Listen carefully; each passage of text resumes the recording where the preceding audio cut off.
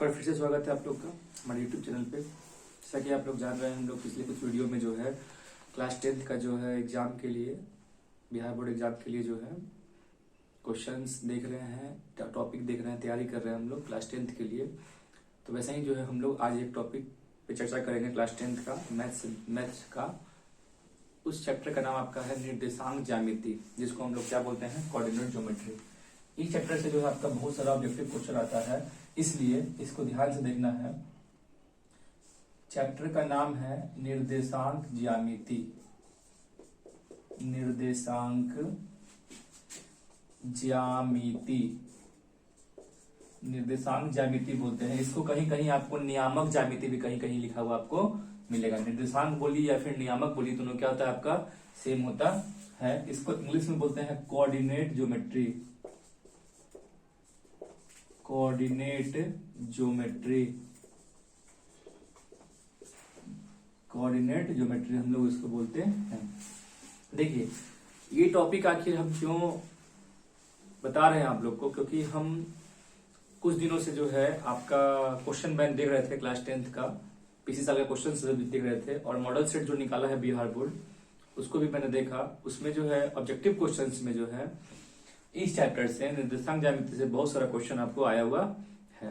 अगर आप इस चैप्टर को पढ़ लेते हैं तो आपका बहुत सारा क्वेश्चन ऑब्जेक्टिव का जो है आराम से बन जाएगा, समझ आइएगा तो आपको बन जाने वाला है।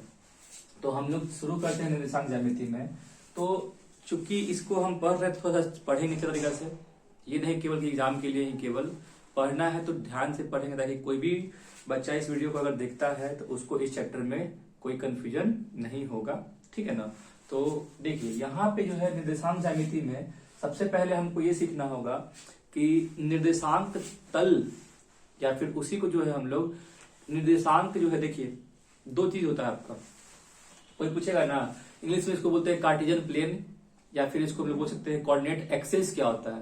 तो हिंदी में आप यहाँ पे समझिए, हम यहाँ पे एक बात आपको बोल रहे हैं, हम यहाँ पे बोल रहे हैं कि निर्देशांक तल क्या होता है। क्योंकि जब तक हम लोग निर्देशांक तल के बारे में, कार्टेशियन प्लेन के बारे में हम लोग नहीं जानेंगे, निर्देशांक तल, ठीक है ना, इसको क्या होता है, इसको हम लोग बोलते हैं कार्टेशियन प्लेन हम लोग बोलते हैं। देखिए हम हिंदी के साथ आपको इंग्लिश भी बता रहे हैं ताकि जो सीबीएसई के बच्चे हैं वो भी इसको वीडियो को देखे तो कोई भी दिक्कत आपको होना नहीं चाहिए। तो इसमें मैंने लिखा है कार्टेशियन प्लेन, ये होता क्या है। जैसे कि देख रहे हैं, प्लेन का मतलब एक सतह होता है, तल का मतलब एक प्लेन सरफेस। इसको हम लोग इस जो सरफेस ये देख रहे हैं आप, इसको पूरा बोर्ड को आप देख रहे हैं, यह एक तरह का तल कहला सकता है। तो कार्टेशियन प्लेन का होता है, सुनिए हम ये बोल रहे हैं कि वैसा तल जो कि एक्स अक्ष एवं वाई अक्ष के कटने से प्राप्त होता है।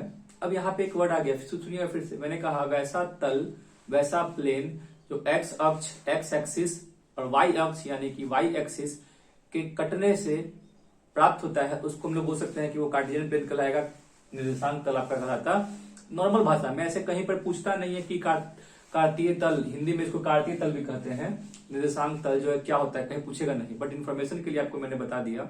यहाँ पे मैंने दो वर्ड यूज किया, एक्स अक्ष और आपका वाई अक्ष। यहाँ पे इसका बहुत ही इंपॉर्टेंस है, इसलिए इसको ध्यान देना हम लोग को है कि यहाँ पे मैंने कहा एक्स अक्ष और मैंने कहा वाई अक्ष, एक्स एक्सिस और आपका वाई एक्सिस। तो एक्स एक्सिस और वाई एक्सिस क्या होता है यहाँ पे हमको समझना है। तो एक्स अक्ष और वाई अक्ष, देखिए समझना यहाँ पर ये होगा कि एक्स अक्ष क्या होता है।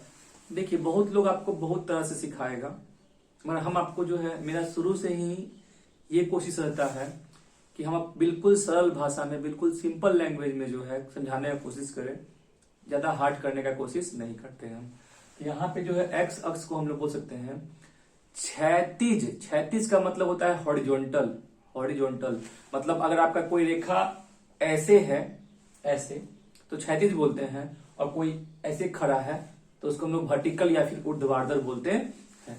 तो हमने यहाँ पे कहा एक्स अक्ष, तो हम बोल सकते हैं कि वैसी क्षैतिज रेखा, या फिर बोल सकते हैं कि क्षैतिज संख्या रेखा को क्षैतिज संख्या रेखा को, हॉरिजॉन्टल नंबर लाइन को हम लोग एक्स अक्ष कहते हैं। यानी कि यहाँ पर हम इसको अगर लिखने का पार जाएगा तो हम इसको इस प्रकार से लिख सकते हैं, बोल सकते हैं क्षैतिज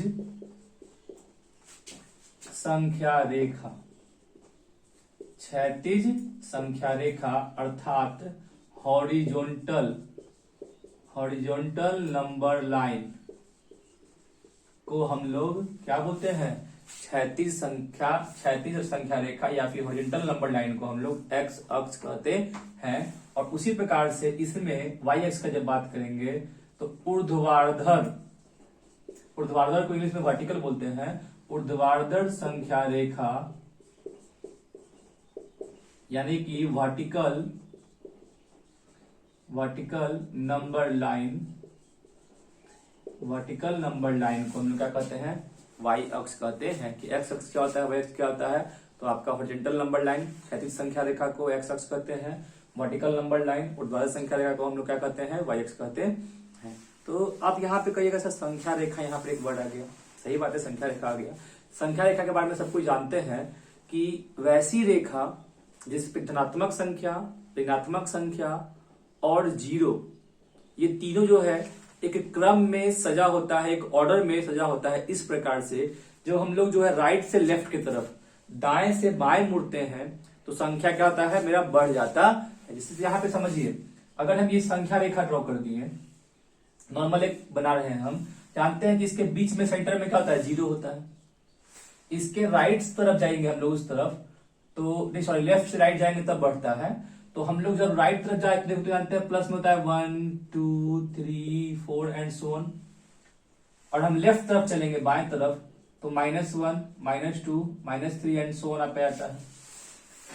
तो वैसी रेखा जिसपे ऋणात्मक संख्या यानी नेगेटिव संख्या, पॉजिटिव संख्या, धनात्मक संख्या, पूर्णांक जिसको बोलते हैं, और एवं जीरो, इस क्रम में, इस ऑर्डर में होता है कि जब हम लोग बाएं से दाएं, लेफ्ट से राइट तरफ मूव करते हैं तो संख्या मेरा बढ़ता है।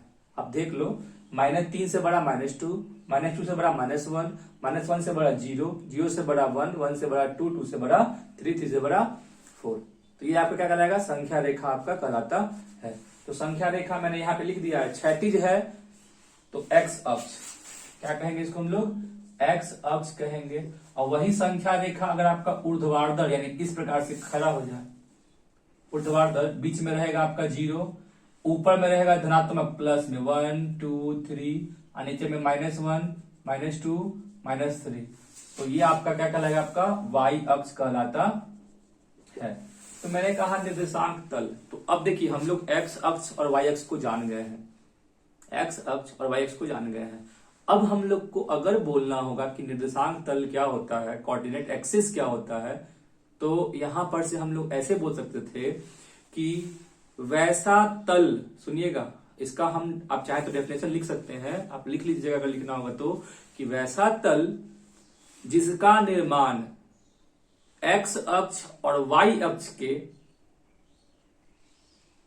परपेंडिकुलर कटने पर यानी कि लंबवत कटने पर होता है, उसको हम लोग क्या कहते हैं, कार्टेशियन प्लेन यानी कि कार्तीय तल, निर्देशांक तल कहते हैं। फिर सुनिए मैंने क्या कहा, वैसा तल जिसका निर्माण एक्स अक्ष और वाई अक्ष दोनों के लंबवत कटने पर, लंबवत काट रहे हैं, वो भी कटता कहां पर है, आपका 0 पर। लंबवत जो है कटने पर होता है निर्माण, उसको हम लोग कार्तीय तल कहते हैं। तो हम लोग यहाँ पर से सबसे पहले जो है कार्तीय तल को हम लोग बना के यहाँ पर देखें कि कार्तीय तल आपका किस प्रकार का होता है।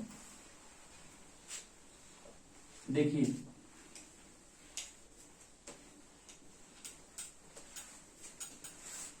मैंने कहा था एक्स अक्ष क्षैतिज संख्या रेखा, देखिए ये रहा आपका क्षैतिज संख्या रेखा, और एक मैंने लिया है ऊर्ध्वाधर संख्या रेखा।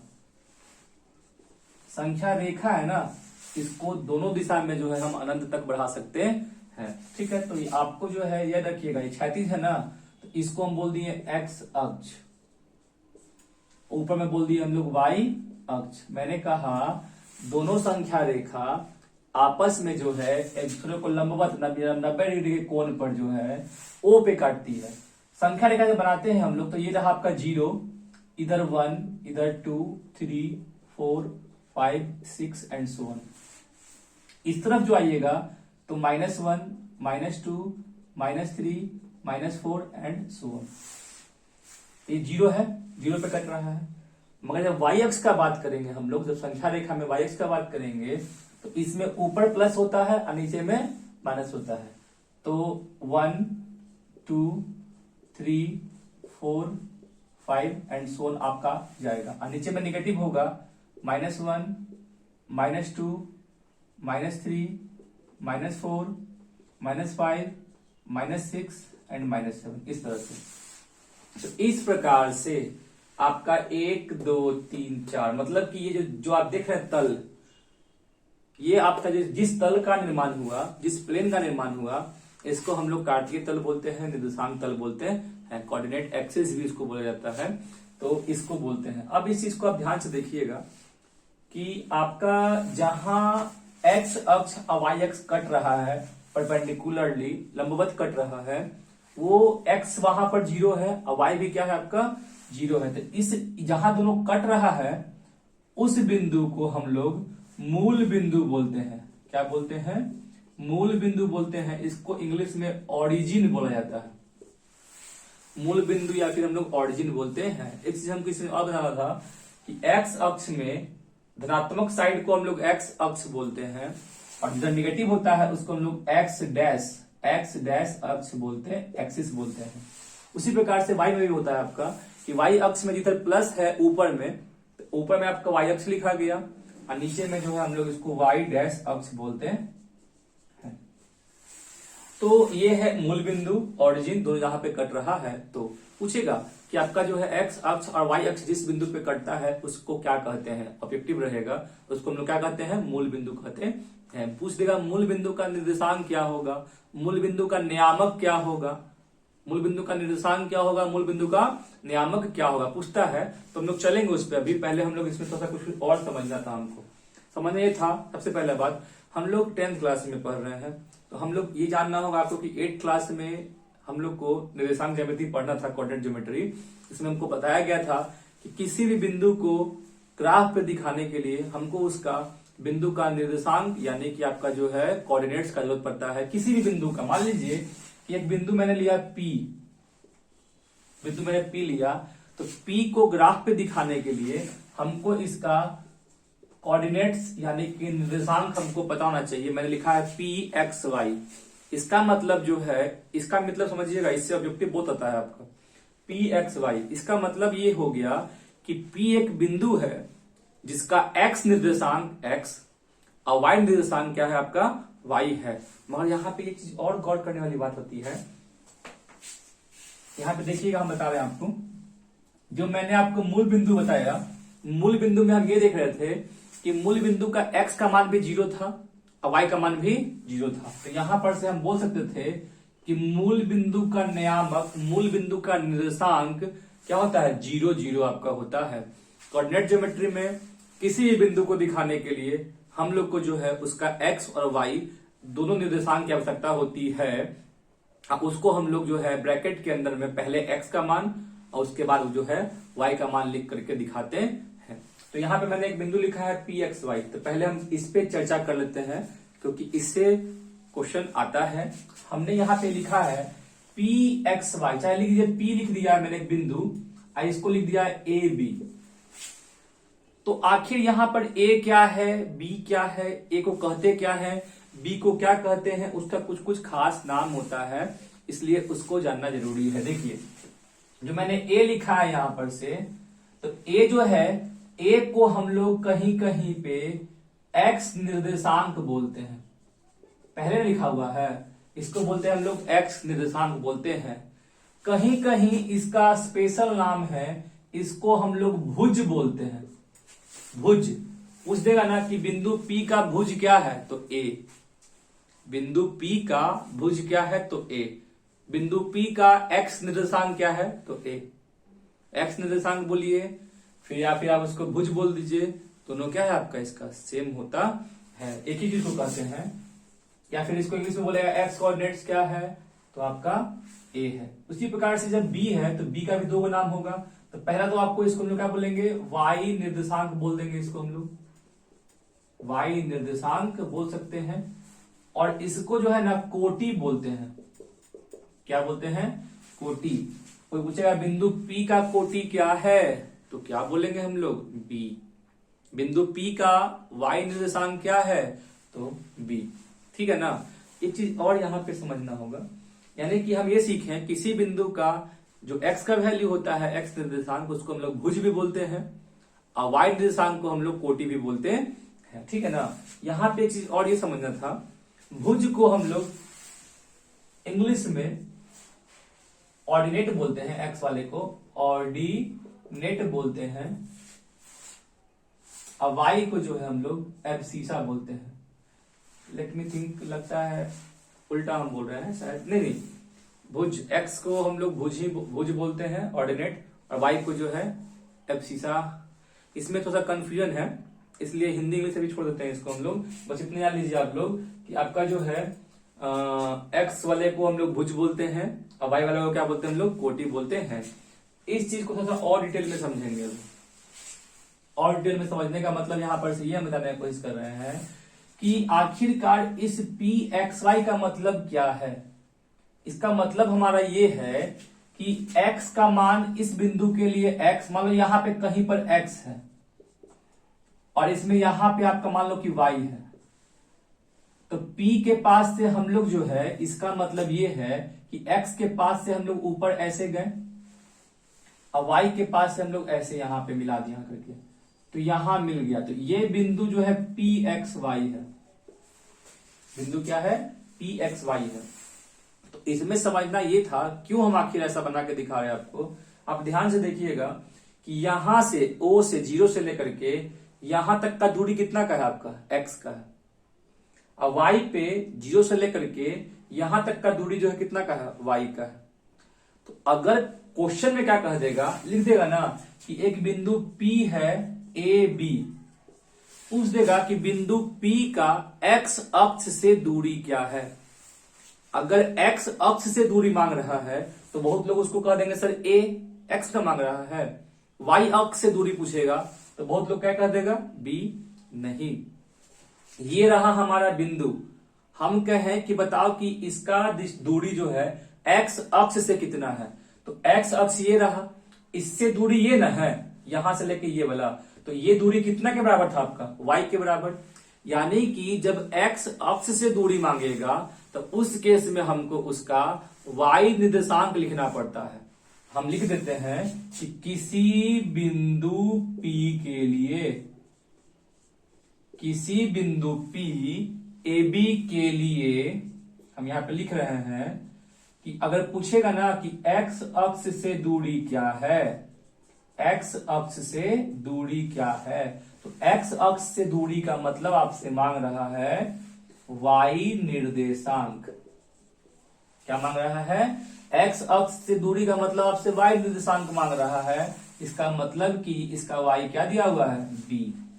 अब वहीं अगर बोलता कि बिंदु P का y अक्ष से दूरी क्या है, तो y अक्ष से दूरी का मतलब आपसे क्या मांग रहा है, x निर्देशांक मांग रहा है। और x निर्देशांक क्या है, a है। ये नोट करने वाली बात है, इस चीज को याद कर लीजिएगा, समझ लीजिएगा कि किसी बिंदु का अगर x अक्ष से दूरी मांगेगा तो हमको उसका y निर्देशांक बोलना है, और अगर y अक्ष से दूरी मांग रहा है तो हमको उसका x निर्देशांक लिखना होता है। ये याद करने वाला चीज आपका होता, इसको याद करना आपको पड़ेगा।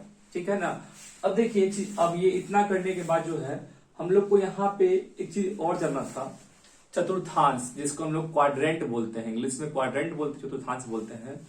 जब x एक्सिस यानी x अक्ष और y एक्सिस यानी y अक्ष एक दूसरे को परपेंडिकुलरली काटते हैं o बिंदु, मूल बिंदु पर, तो यहां पे 4 हिस्सा में ये बढ़ता है, 1 2 3 4 हिस्सा में बढ़ता है। और चारों हिस्सा को जो है, चारों हिस्सा में प्रत्येक हिस्सा को जो है हम लोग चतुर्थांश या पाद बोलते हैं, इंग्लिश में इसको क्वाड्रेंट बोलते हैं। तो आपका जो है हर एक क्वाड्रेंट का एक स्पेशल नाम होता है, उसी को हम लोग यहां पर अभी जानने वाले हैं। देखिए जैसे कि कहने का मतलब है किसी भी बिंदु को हमको दिखाना है ग्राफ पर, किसी भी बिंदु को हमको ग्राफ पे दिखाना है, तो आखिर पहले ये तो पता कर ले कि वो बिंदु कहां पर होगा, तब तो उसको हम दिखा पाएंगे। तो हम लोग अभी जो सीखने वाले हैं वही सीखने वाले हैं कि कोई भी बिंदु जो होगा आखिर कहाँ स्थित होगा, पहले ये जान लेंगे, उसके बाद जो है उसको दिखाना क्या हो जाएगा, बहुत ही आसान आपका हो जाएगा। तो ये आपका रहा, मैंने कहा कि एक्स एक्सिस, एक्स अक्ष और वाई अक्ष जब एक दूसरे को परपेंडिकुलरली काटती है तो पूरा का पूरा तल जो है 4 हिस्सा में बढ़ जाता है, और वो प्रत्येक हिस्सा को हम लोग चतुर्थांश, क्वाड्रेंट या पाद बोलते हैं। चतुर्थांश, इसी को हम लोग पाद भी बोलते हैं, क्वाड्रेंट, क्वाड्रेंट इंग्लिश में इसको हम लोग बोलते हैं। तो यहाँ पे 4 गो चतुर्थांश बन रहा है, 1 2 3 4। हर एक चतुर्थांश का अपना खास नाम होता है, आप उसको बदल नहीं सकते हैं, फिक्स है, जो बोलेगा वही आपका रहेगा। तो सबसे पहला क्वेश्चन जो है यहाँ पर से, जो ये देख रहे हैं आप यहाँ पर, ये वाला, इसको हम लोग बोलते हैं फर्स्ट क्वाड्रेंट, यानी कि प्रथम चतुर्थांश। क्या बोलते हैं, प्रथम चतुर्थांश या प्रथम पाद आप बोल सकते हैं, कोई दिक्कत नहीं है।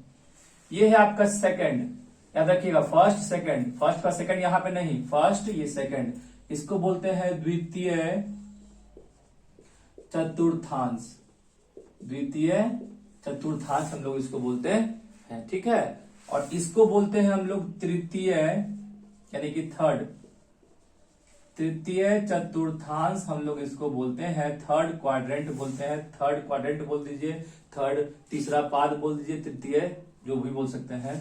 आइए इसको आप देख रहे हैं, ये तो मूल बिंदु इसका लिखा हुआ है ना यहाँ पर से, ये है आपका मूल बिंदु, मूल बिंदु जिसको हम लोग ओरिजिन से ओ से दिखाते हैं, ओ 0 0 आपका होता है।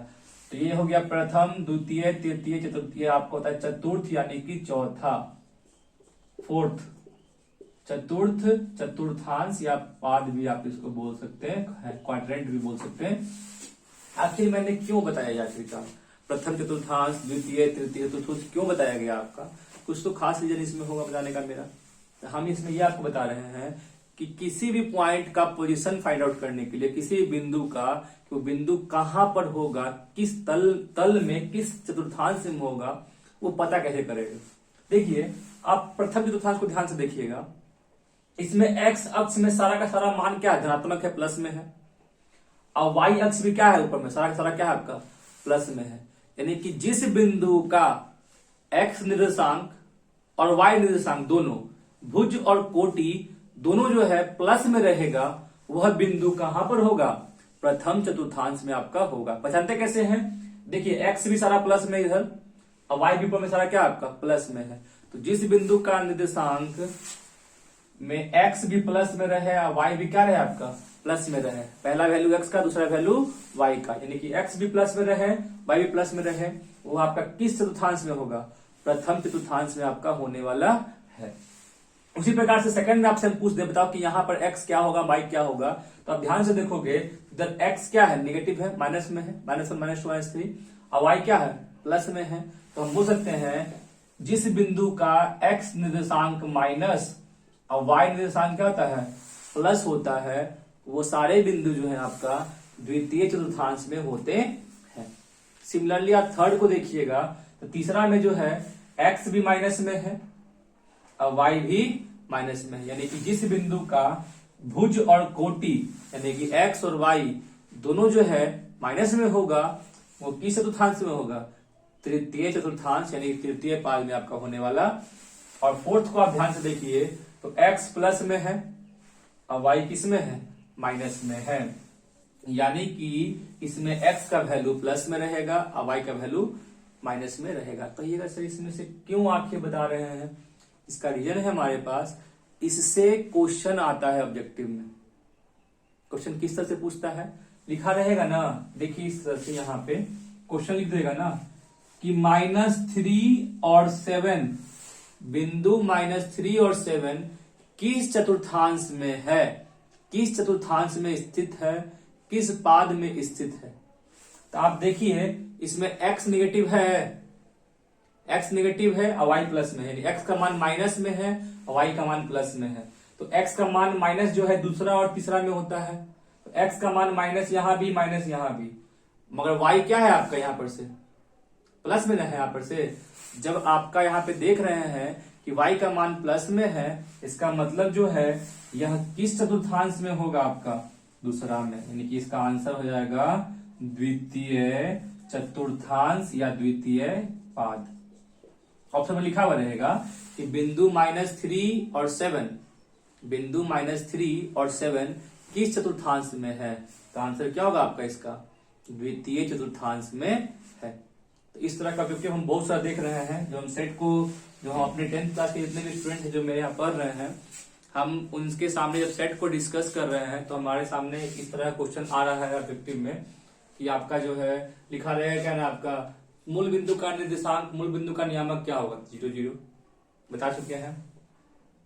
कोई बिंदु किस चतुर्थांश में होगा, मैंने बता दिया कि प्रथम में अगर प्लस प्लस है तो प्रथम में होगा, x का मान नेगेटिव y का मान प्लस में है तो सेकंड में होगा, थर्ड में x भी माइनस में y भी माइनस में, फोर्थ में आपका x का मान प्लस में और y का मान माइनस में। तो आपको इस तरह से पहचानना होता है कि कौन सा बिंदु किस चतुर्थांश में आपका दिया हुआ है।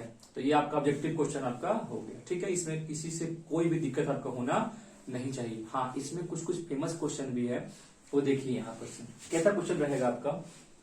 हमने बता दिया है कि x अक्ष से दूरी मांगेगा तो y निर्देशांक, y अक्ष से दूरी मांगेगा तो x निर्देशांक। यही सब क्वेश्चन जो है लड़का लोग फंसता है, बच्चा लोग फंसता है, जो कि आपको फंसना नहीं है। ये मेरे वीडियो देखने के बाद में देखिए इसमें और क्या क्या रहता है। हम लोग जब पढ़ रहे हैं तो थोड़ा सा अच्छे से पढ़ेंगे, डिस्कशन कर रहे हैं तो अच्छे से डिस्कशन करेंगे। इसमें जो है कह देगा ना कि कोई बिंदु, सुन लीजिएगा, यहाँ पे हम आपको नोट में लिख देते हैं। नोट कहने का मतलब यहाँ पे आपको हम नोट बना करके इसको लिख देते हैं कि यदि किसी बिंदु का, यहाँ पे हम लिख रहे हैं कि यदि किसी बिंदु का, यदि कोई बिंदु है उसका यदि x यानी कि x निर्देशांक यानी कि y निर्देशांक, यानी यहां पे लिख देते हैं यदि किसी बिंदु का भुज, भुज का मतलब क्या हो गया आपका x निर्देशांक, यदि किसी बिंदु का भुज अगर 0 हो गया तो वह बिंदु जो होगा कहां पर होगा, y अक्ष पर स्थित होगा। समझिए, जब हम पॉइंट का पोजीशनिंग का बात कर रहे हैं कि कौन सा बिंदु कहां पर होने वाला है, जब मैंने कहा कि x का मान प्लस में y का मान प्लस में तो प्रथम में होगा, x का मान माइनस में y का मान प्लस में तो सेकंड में होगा, दोनों नेगेटिव रहेगा तो थर्ड में,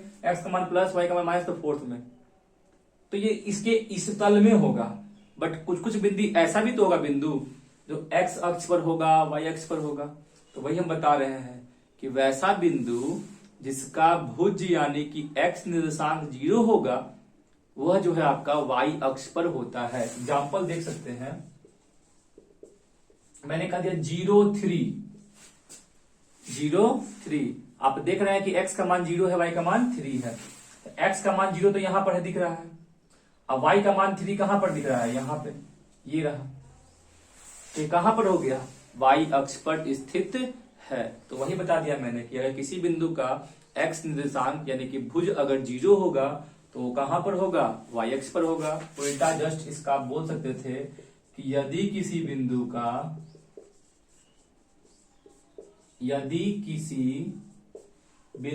का कोटि, कोटि मतलब क्या हो गया, y निर्देशांक, यदि किसी बिंदु का y निर्देशांक ही 0 हो जाए तो किस अक्ष पर होगा, वह x अक्ष पर होगा। एग्जाम्पल के तौर पे आप इसको लिख सकते हैं, हमने लिख दिया क्या 5 और 0। अब देखिए इसका y निर्देशांक क्या है आपका 0 है और x निर्देशांक क्या है 5 है। जब y 0 हो गया तो x पर होगा ये, क्योंकि x बराबर 5 यही पर होता है। देखो x बराबर 5 और y का मान 0। तो ये सब क्वेश्चन ऑब्जेक्टिव में डालता है कि ये कहां पर स्थित है। तो लोग देखेंगे सर ये प्लस में, ये भी प्लस में, तो प्रथम तल में हो जाएगा। नहीं, x का मान 0 तो y अक्ष पे, y का मान 0 तो x अक्ष पर आपका होता। ये सब ऑब्जेक्टिव क्वेश्चंस है, इस पे ध्यान देना होगा आप लोग को। तो इसमें किसी को दिक्कत तो नहीं होना चाहिए। नहीं होना चाहिए। इसमें एक ऑब्जेक्टिव और आता है, देखिए किसी बिंदु को दिखाने के लिए हम लोग को दो गो उसका निर्देशांक चाहिए, एक्स और वाई। अगर दो गो निर्देशांक दिया हुआ है तो वो बिंदु है, बिंदु यानी कि पॉइंट है आपका, इस चीज को याद रखना है। मगर दो गो निर्देशांक नहीं दिया है तो वो बिंदु का बात नहीं कर रहा है, वो क्या है देखिए यहां पर पूछ देगा क्या ना आपका। देखिए हम लोग कोशिश कर रहे हैं इसका ऑब्जेक्टिव और 2 नंबर वाला क्वेश्चन जो है करने के लिए, क्योंकि लॉन्ग में जो है आपका इससे क्वेश्चन जो है डालेगा तो त्रिभुज वाला डालेगा, क्षेत्रफल वाला, क्योंकि हम लोग डिस्कस कर लेंगे। देखिए इसमें एक और बहुत ही फेमस वैरायटी है, उसके बारे में हम लोग जानेंगे। तो क्या होता है फेमस वैरायटी, देखिए यहां पर कह देगा ना क्वेश्चन में y बराबर, यदि नहीं लिख देगा कि y बराबर 5 का आलेख या ग्राफ कैसा होगा। y बराबर 5 का आलेख कैसा होगा, ऑप्शन में दे देगा आपको कि y अक्ष पर, x अक्ष पर, x अक्ष के समानांतर या इनमें से कोई नहीं। तो आप देखिए ये एक बिंदु नहीं है, हमने पहले ही कहा कि बिंदु रहेगा तो उसका 2 गो निर्देशांक होना बहुत जरूरी है, एक्स और वाई, यानी कि भुजर कोटि हमको देना चाहिए। बट भुजर कोटि आपका नहीं दे रहा है, सिंपल लिख दिया कि y बराबर 5 जो है का ग्राफ आलेख जो है, ग्राफ यानी कि आलेख जो है कैसा होगा। तो आप सुन लीजिए यहां पर से समझना है, इसमें y बराबर 5 बोल रहा है, क्या x का चर्चा किया है कहीं पर भी कि x क्या है, 0 1 2 3 4 5 6 कुछ भी चर्चा किया है, नहीं किया है। इसका मतलब ये है कि x के किसी भी मान के लिए, x का कोई भी मान हो, लेकिन y का मान क्या होगा 5 फिक्स होगा। यानी कि y बराबर 5 जो है एक सरल रेखा है, इसका ग्राफ कुछ इस प्रकार से होगा। देखिए ये है आपका x, ये है x डैश, ये है y, ये है आपका y डैश, ये आपका मूल बिंदु 0 0। y बराबर 5, मान लीजिए कि ये 1 है, ये 2 है, ये 3 है, ये 4 है, यहां पर मान लीजिए 5 आपका हो गया। तो y बराबर 5 का मतलब क्या है कि y बराबर 5 पर जो है एक ऐसा सरल रेखा बना दीजिए, बिल्कुल सीधा रेखा, सिंपल लाइन। क्योंकि x का मान 1 होगा तब भी 5, 2 होगा तब भी 5, 3 होगा तब भी 5, 0 होगा तब भी 5, -1 होगा तब भी 5, यानी कि x के हरेक मान के लिए y का मान क्या है 5 है। यानी कि इनडायरेक्टली आपको हम ये सिखाने की कोशिश कर रहे हैं कि आपका जो है जब किसी बिंदु का निर्देशांक ना दे करके एक समीकरण दे दे, y बराबर 5, y बराबर -2, y बराबर -3 या कुछ भी तरह से दे दे आपको, तो उस केस में आपको याद रखना है कि जब भी ये क्वेश्चन देगा y बराबर 5 दिया हुआ है तो y बराबर 5 पर, y बराबर 5 पर यह x अक्ष के समानांतर होगा, x अक्ष के समानांतर होगा। क्यों होगा अभी आपको बना के दिखा दिए थे, ऐसे करके देख लीजिए कि y बराबर मान लो 5 यहां पर है, तो हम लोग इसका ग्राफ जो है ऐसे बना देंगे, यानी कि x के हरेक मान के लिए y का मान क्या है 5 है।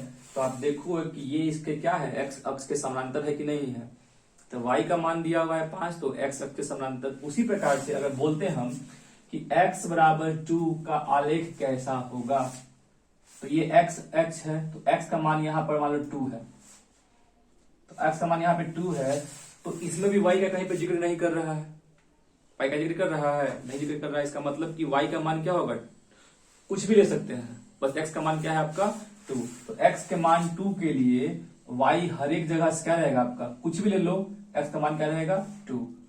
तो आप देखोगे कि ये किसके समांतर हो गया आपका y अक्ष के समांतर हो गया, यानी कि आपका जो है x बराबर 2 जो होगा वो क्या है आपका, अगर x का मान दिया है तो y अक्ष के समानांतर, और y का मान दिया है तो x अक्ष के समानांतर उसका ग्राफ होता है। पता है क्वेश्चन किस तरह देगा, लिखेगा ना y बराबर 5 का आलेख किस बिंदु से होकर नहीं गुजरेगा, किस बिंदु से होकर नहीं गुजरेगा। अब देखिए y बराबर 5 है, इसका मतलब फिक्स हो गया कि y का मान फिक्स 5 होना ही होना है, कोई भी बिंदु हो आपका, x का मान कुछ भी रहे मतलब नहीं है, y का मान 5 होना चाहिए। ऑप्शन में दे देगा ना आपको, दे देगा 3 5, दूसरा ऑप्शन दे देगा आपको -7 5, थर्ड ऑप्शन आपको दे देगा 0 5, और लास्ट ऑप्शन दे देगा 5 3 दे देगा। समझना है, हमने कहा y बराबर 5 का आलेख किस बिंदु से होकर नहीं गुजरेगा, नहीं गुजरेगा, यानी कि जिससे जिससे गुजरेगा वहां पे y का मान 5 फिक्स है। अगर y का मान पे 5 फिक्स नहीं दिख रहा है आपको, इसका मतलब उस बिंदु से होकर नहीं गुजरेगा। ठीक है, तो पहला बिंदु 3 5 है, x का मान 3 है, y का मान 5 है, इससे गुजरेगा, हमको y बराबर 5 चाहिए। सेकंड है -7 5, x का वैल्यू -7 है और y का वैल्यू क्या है 5 है, गुजरेगा इससे। सेकंड है 0 5, x का वैल्यू कुछ भी रहे उसे मतलब नहीं है, y का मान क्या है 5 है, इससे होके गुजरेगा। बट जो लास्ट ऑप्शन दिया हुआ है 5 3, उसमें x का मान 5 है, y का मान 3 है, y का मान 3 ना हो गया, हमको y का मान 5 से गुजरना चाहिए, इसका मतलब इसका आंसर क्या होगा 5 3, यानी कि y बराबर 5 जो है बिंदु 5 3 से होकर नहीं गुजरने वाला है। तो इस तरह का आपका ऑब्जेक्टिव देता है, याद रखना है। या फिर कह देगा ना कि x बराबर 2 का ग्राफ कैसा होगा, x बराबर 2 का ग्राफ कैसा होगा, तो y अक्ष के समानांतर होगा। y बराबर -2 का ग्राफ कैसा होगा, तो y बराबर दिया रहेगा तो x अक्ष के समानांतर आपका होता है। इतना ऑब्जेक्टिव में क्वेश्चन ये सब पूछता है। और भी पूछता है एग्जैक्ट आपका जो है, हम लोग को 10th क्लास में पढ़ना है, इसके लिए कोऑर्डिनेट ज्योमेट्री में दूरी सूत्र, विभाजन सूत्र, यानी कि डिस्टेंस फार्मूला, सेक्शन फार्मूला। देखिए, दूरी सूत्र हो, डिस्टेंस फार्मूला हो, यानी कि ये क्या है, दो बिंदुओं के बीच की दूरी को निकालना होता है। इसका हम लोग डेरिवेशन नहीं करेंगे, हम पहले ही बोल रहे हैं कि हम लोग एग्जाम का तैयारी कर रहे हैं, पूरा सिलेबस जो है हम कंप्लीट करने के मतलब सोच नहीं रहे, हम बस ये कोशिश कर रहे हैं कि 10th क्लास के स्टूडेंट को जो है इससे मदद मिल जाए, एग्जाम में ऑब्जेक्टिव बन जाए, शॉर्ट क्वेश्चन बन जाए, इसलिए हम इसको बता रहे हैं। तो हम लोग कोशिश यही करेंगे, जब हम अपना पढ़ाने वाला वीडियो डालेंगे पढ़ाने के व्यू से, तो उसमें हम पूरा डेरिवेशन उसका देंगे, आखिर दूरी सूत्र कैसे आया, कैसे बना फार्मूला उसका, वो हम बताएंगे। बट हम लोग को इसमें ऑब्जेक्टिव आपका यही पूछेगा, आपका जो भी बताया है इस क्लास में। और भी ऑब्जेक्टिव में पूछेंगे आपको, दूरी सूत्र से क्वेश्चन रहेगा, विभाजन सूत्र से क्वेश्चन रहेगा, त्रिभुज का क्षेत्रफल से क्वेश्चन रहेगा, उसको भी हम लोग डिस्कस करेंगे, मगर फुल्ली डिटेल में नहीं, बस हाँ फार्मूला ये क्या होता है, उसका फार्मूला उसको हम लोग यूज कैसे करते हैं, क्वेश्चन उससे कैसे आता है, इसको हम लोग डिस्कस करेंगे। देखिए, तो हम लोग को इस चैप्टर में जो है 3 गो चीज पढ़ना होता है। तो फर्स्ट क्वेश्चन जो है आपका, फर्स्ट जो पढ़ना है वो है आपका दूरी सूत्र। क्या पढ़ना है, दूरी सूत्र। दूरी सूत्र जिसको हम लोग बोलते हैं इंग्लिश में डिस्टेंस फॉर्मूला। क्या बोलते हैं इसको हम लोग, डिस्टेंस फॉर्मूला बोलते हैं, दूरी सूत्र बोलते हैं। डिस्टेंस फॉर्मूला को हम लोग दूरी सूत्र बोलते हैं। आखिर ये कहता क्या है, इसका नाम में ही इसका अर्थ छिपा हुआ है। दूरी सूत्र, डिस्टेंस, किसी दो बिंदुओं के बीच का दूरी निकालना, उसके बीच कितना डिस्टेंस है। देखिए, निर्देशांक ज्यामिति है, हम किसी भी बिंदु का बात करेंगे, मान लीजिए एक बिंदु ए है, तो इसका हमको निर्देशांक लेना पड़ेगा x1 और y1। कोई बिंदु लेंगे हम लोग, तो हम उसका भुज और कोटि दोनों लेना पड़ेगा, x भी लेना पड़ेगा और y भी लेना पड़ेगा। तो एक बिंदु a ले लिए, एक बिंदु हम b ले लिए, इसका निर्देशांक है x2 और y2। मतलब x और y वेरिएबल से चर राशि है। पहला था तो x1 y1 ले लिए, दूसरा था तो आपका x2 y2 हम यहाँ पर से ले लिए, x1 y1 x2 y2। हमको इन दोनों बीच के बिंदुओं का दूरी निकालना है, ये AB का डिस्टेंस आपका क्या होगा, ये पूछ दिया। तो इसका डेरिवेशन है, हम लोग ग्राफ पे इसको निकालेंगे, डिराइव कर सकते हैं। बट अभी जो है हम लोग डायरेक्ट बोलते हैं कि यदि कोई दो बिंदु, यहाँ पे इसको आप लिख सकते हैं, यदि कोई दो बिंदु, एक बिंदु A हो गया x1 y1 तथा B x2 y2 है, दो बिंदु हमारे पास, यदि कोई दो बिंदु A x1 y1 तथा B x2 y2 है, तो इनके बीच की दूरी AB का सूत्र या फॉर्मूला जिसको हम लोग बोलते हैं क्या होता है। तो यहां पर से हम ये बोल रहे हैं कि इसके बीच का जो दूरी होगा ना ए बी बराबर होगा अंडर रूट के अंदर आपका जो है दोनों के एक्स निर्देशांकों का अंतर। ये याद करने का ऐसे याद कर सकते हैं आप, दोनों के एक्स कोऑर्डिनेट्स का अंतर, एक्स निर्देशांक का अंतर, भुज का अंतर। x2 है ना इसका, तो x2 माइनस x1 का square plus y2 minus y1 का स्क्वायर। मतलब कि एक बार दोनों के x को घटा लो, स्क्वायर कर दो, एक और दोनों के y को घटा लो, स्क्वायर कर दो, अब प्लस में यहाँ पर बीच में प्लस देकर के रूट चढ़ा देना है। यही जो है उनके बीच का आपको दूरी निकल जाएगा। इसी को हम लोग बोलते हैं दूरी सूत्र या फिर आपका डिस्टेंस फार्मूला हम लोग बोलते हैं। इससे क्वेश्चन किस तरह का रहेगा, क्वेश्चन कह देगा क्या ना आपका, एक बिंदु दे देगा आपको 4 और 5, एक बिंदु दे देगा आपको 3 और 2, कहेगा इनके बीच की दूरी ज्ञात करें, इनके बीच का दूरी क्या होगा। ऑब्जेक्टिव में क्वेश्चन पूछ देगा कि दो बिंदु है, एक 4 5 एक 3 2 है, इनके बीच की दूरी क्या होगा। अब ध्यान से देखिएगा, अगर हमको इनके बीच की दूरी निकालना होगा, हमने क्या सिखाया है, दोनों के एक्स का अंतर। जरूरी नहीं है कि बाद वाला में से पहले घटाएंगे, आप किसी को भी पहले लिख सकते हैं, कोई दिक्कत नहीं है। हाँ, मगर एक्स में अगर पहले 4 को लिखे हैं तो वाई में भी पहले जो है हम क्या करना पड़ेगा, 5 को लिखना पड़ेगा। देखो हम लिख रहे हैं 4 माइनस 3, या चलो बाद वाला में से लेते हैं 3 माइनस 4 का स्क्वायर, दोनों के एक्स का अंतर ले लिए, प्लस 3 लिए थे तो 2 लेंगे, अब 2 माइनस 5 का स्क्वायर का रूट।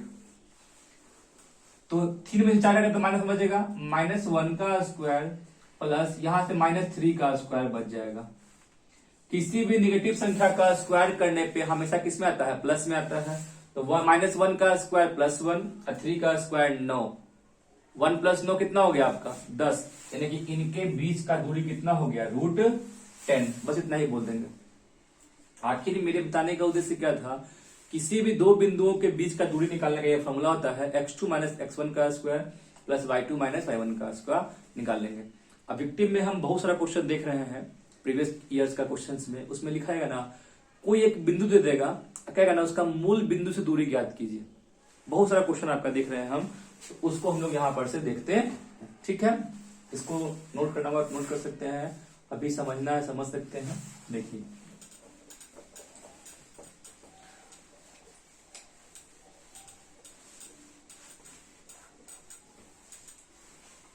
जैसे कि मान लीजिए इसमें कह देगा ना, एक बिंदु दे देगा आपको, मान लीजिए कि एक बिंदु ए है एक्स और वाई, हम जनरल लेकर के फॉर्मूला बना रहे हैं इसके लिए। एक बिंदु है ए, एक्स और वाई यहां पर से लिखा हुआ है। कहेगा बिंदु ए का मूल बिंदु से दूरी क्या होगा। अब जिसे कह दिया मूल बिंदु, तो आपको समझना होगा कि मूल बिंदु का निर्देशांक क्या होता है, 0 0 होता है। इनडायरेक्टली आपसे बोल रहा है कि एक बिंदु 0 0 है, एक बिंदु x और y, x, y है आपका, इनके बीच की दूरी क्या होगा। तो हम लोग तो दूरी सूत्र जानते हैं, क्या होता है, दोनों के x का अंतर, दोनों के y का अंतर का स्क्वायर का रूट लेना होगा। तो हमको मान लो कि अगर OA निकालना है तो बोल सकते हैं √x माइनस 0 का स्क्वायर प्लस y माइनस 0 का स्क्वायर। तो x में से 0 हटेगा तो x ही बचेगा, x का स्क्वायर, और y में से 0 हटेगा 0 बटेगा, y का स्क्वायर। यानी कि यहां से हम एक फॉर्मूला बना सकते हैं कि किसी भी बिंदु का अगर हमको मूल बिंदु से दूरी निकालना हो, किसी भी बिंदु का, हम इसको यहां पे लिख सकते हैं कि किसी बिंदु a x y का मूल बिंदु से दूरी बराबर।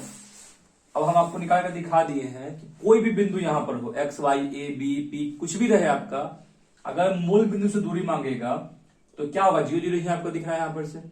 तो 0 0 का मतलब हमेशा हर चीज में x माइनस 0 p माइनस 0 ही आने वाला है।